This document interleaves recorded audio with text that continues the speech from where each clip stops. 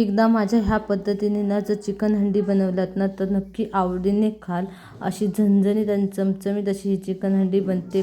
बनायला पण एकदम सोपी रेसिपी आहे आणि खायला तर एकदम चविष्ट लागते। एकदा नक्की करून पहा, तुम्हाला सुद्धा ही चिकन हंडी खूप आवडेल। तर ही हंडी बनवण्यासाठी सगळ्यात पहिल्यांदा काय करायचं आहे हे मी तुम्हाला या व्हिडिओमध्ये सांगणार आहे। तर नमस्कार मैत्रिणींनो, स्वागत आहे तुमचं माझ्या मराठी यूट्यूब चॅनलवरती। तर इथे मी ना आलं लसूणची पेस्ट करण्यासाठी थोडासा लसूण आणि आलं घेतलं आणि थोडीशी कोथिंबीर घेऊन मिक्सरला वाटून घेतले। तोपर्यंत भाभीने इकडे जे काही वाटण लागणार आहे ते काढून घेतले आणि त्या पप्पांनी ना चिकन आणलं होतं। तर हे चिकन मी आता एका डिशमध्ये काढून घेतलेलं आहे आणि आता हे मी चिकन साफ करून घेणार आहे। तर ह्याचे ना एकदम बारीक नाही तर मीडियम साईजचे ना तुकडे करून घेतले विळीवरच। आणि हे चिकन मी आता स्वच्छ पाण्याने 2 ते 3 वेळा धुवून घेणार आहे। चिकन स्वच्छ धुतलं ना म्हणजे त्याचा वशाळ जो वास असतो ना तो निघून जातो आणि थोडंसं मीठ आणि लिंबू लावून ठेवायचं म्हणजे त्याचा जो वशाळ वास असतो ना तो एकदम निघून जातो, अजिबात येत नाही। तर चिकन मी 2-3 पाण्याने स्वच्छ धुवून घेतलं। त्यानंतर ते चिकन एका भांड्यामध्ये काढून घेतलं आणि त्यामध्ये हळद,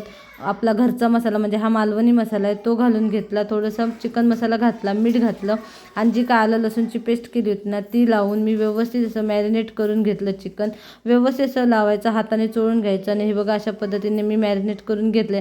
आता हे मला चुलीवर बनवायला जायचं आहे म्हणून जे काही साहित्य लागणार होतं ना ते काढून घेतलं आणि त्यानंतर इथे मी चुलीवर गेले। आता मला ना हे चिकन ना एका हंडीमध्ये बनवायचं आहे। त्यासाठी ना हंडी मी चुलीवर ठेवले, त्यामध्ये तेल घातले 2 मोठे चमचे आणि तेल छान गरम झाल्यानंतर त्यामध्ये मी कांदा घातला, थोडीशी कोथिंबीर घातली आणि कांदा छान तेलावर परतून घेतला। आता यामध्ये मी खडे मसाले पण टाकले होते पण ते त्यानंतर भाभीने टाकले।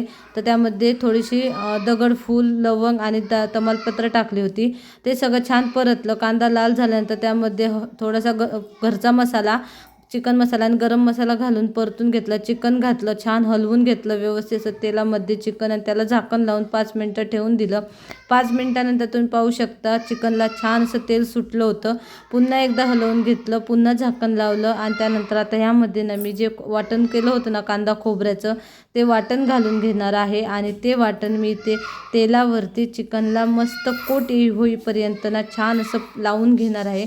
चिकनचं पूर्ण कोट ना वाटणचं पूर्ण कोट ह्या चिकनला आलं पाहिजे। आता छान लावून घेतल्यानंतर त्यामध्ये मी पाणी घालणार आहे। तर एका साईडला मी गरम करायला ठेवलं होतं पाणी, तर ज्या भांड्यामध्ये वाटण होतं ना त्या भांड्यामध्ये पाणी घालून मी त्यामध्ये घालून घेतलं। आता हे गरम पाणी आहे माझ्याकडे, ते मी घालून घेतले, एकदा मिक्स करून घेतलं। पाणी थोडंसं कमी लागलं म्हणून मी अजून पाणी घातलं।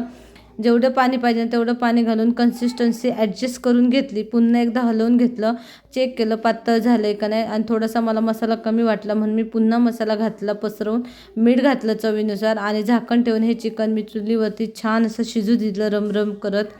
झाकण ठेवलं, 1-5 मिनटं झाकण ठेवलं, त्यानंतर झाकण काढून घेतलं, पुन्हा एकदा हलवून घेतलं आणि मस्त चिकन असं मी शिजवून घेतलेलं आहे। चिकन ना चुलीवरती छान शिजतं आणि पटकन शिजतं आणि हे चिकन ना खायला खूप छान लागत होतं। तुम्ही हे भाताबरोबर, चपातीबरोबर आणि भाकरीबरोबर सुद्धा खाऊ शकता। चिकन शिजल्यानंतर त्यावरती कोथिंबीर घातली आणि झाकण लावून ठेवून घेतलं। तुम्हाला जर हा व्हिडिओ आवडला तर व्हिडिओला लाईक आणि शेअर करा। चॅनलवर नवीन असाल तर चॅनलला सबस्क्राईब करून त्या शेजारी बेल आयकॉनवर क्लिक करा म्हणजे असे जे काही माझे रेसिपीजचे व्हिडिओ येतील ते सुद्धा तुम्हाला पाहायला भेटतील। पुन्हा भेटूया, चला बाय।